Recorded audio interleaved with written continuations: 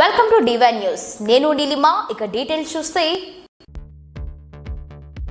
వికారాబాద్ 31వ వార్డులో గడప గడపకు ప్రచారం చేసిన కాంగ్రెస్ పార్టీ మల్లికార్జున్. వికారాబాద్ జిల్లా పరిధిలోని 31వ వార్డు అభ్యర్థి మల్లికార్జున్ కాంగ్రెస్ పార్టీ అభ్యర్థిగా పోటీలో ఉన్నారు. అతనికి అధిక మెజార్టీ వస్తుందని మాజీ కౌన్సిల్ మెంబర్ లక్ష్మణ్, అలాగే పార్టీ నాయకులు, అభిమానులు అందరూ ప్రచారంలో పాల్గొన్నారు. బలపరిచిన అభ్యర్థిగా డి మల్లికార్జున్ కూడా మాట్లాడుతున్నాను. 31వ వార్డు శివరాంనగర్ కాలనీ నుంచి కంటెస్టెంట్ అభ్యర్థిగా మాట్లాడుతున్నాను. ఈరోజు మున్సిపల్ ఎన్నికల వచ్చిన సందర్భంగా శివరాంనగర్ కాలనీ ప్రసాద్ కుమార్ గారి కూతురు మున్సిపల్ చైర్మన్ కాబోతుంది.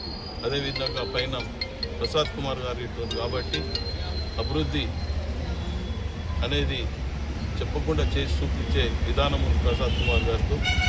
ఈ శివరాంనగర్ కాలనీకి మన ఇందిరమ్మ ఇండ్లు అత్యధిక ఎక్కువ ఇండ్లు వచ్చినాయి కాబట్టి ఈ వార్డుకి ఎక్కువ వచ్చినాయి ఇందిరమ్మ ఇండ్లు. అందులో 37 వస్తాయి, 17 అయితే ఆల్రెడీ కడుతూనే ఉన్నారు, ఇంకా 17 కట్టేటి ఉన్నాయి. కాబట్టి ఇంకా కాంగ్రెస్ గవర్నమెంట్ రేవంత్ రెడ్డి గారి ఆధ్వర్యంలో తెల్ల రేషన్ కార్డు లేని వారికి తెల్ల రేషన్ కార్డు ఇచ్చారు.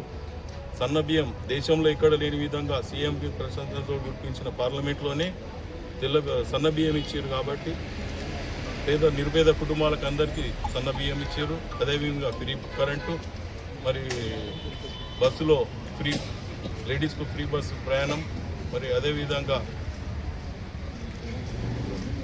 కొన్ని అప్పుడు చేసుకొచ్చిన ఘనత అప్పుడు జౌళి శాఖ మంత్రి ఉండే ప్రసాద్ కుమార్ గారు, అప్పుడు జైపాల్ రెడ్డి గారు ఉండే ఆ సెటిలైట్ అంటే ఆ తర్వాత వచ్చిన 10 ఏళ్ళ గవర్నమెంట్లో దాన్ని అప్పుడు మున్సిపల్ చైర్మన్ సత్యం సేట్ ఉండే వాటికి ఏ పడితాయో ఉపయోగపడితే అన్నీ మూసుకుపోయినాయి. ఇప్పుడు అదేవిధంగా ఇప్పుడు ప్రసాద్ కుమార్ గారు కూతురు వచ్చింది కాబట్టి ఎక్కడెక్కడ ప్రాబ్లం ఉన్నాయో అవన్నీ సమనీయంగా సమకూర్చుకుంటుంది. కాబట్టి ఈ డెవలప్మెంట్ ఆదర్శవాడిగా చేయాలని టోటల్ వికారాబాదే ఆదర్శవాడిగా అవుతుంది. కాబట్టి మీరు అత్యధిక మెజారిటీతో నన్ను గెలిపించాలని కోరుకుంటాను. శివరాం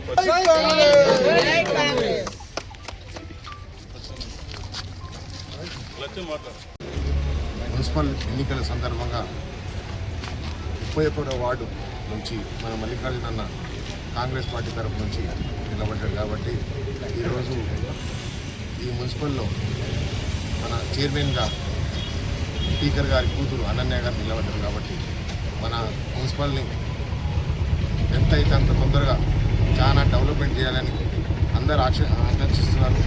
ఈ వార్డులో ఇంతకుముందున్న కౌన్సిలర్ లక్ష్మణ్ కూడా ఈ వార్డును చాలా డెవలప్ చేసిండు.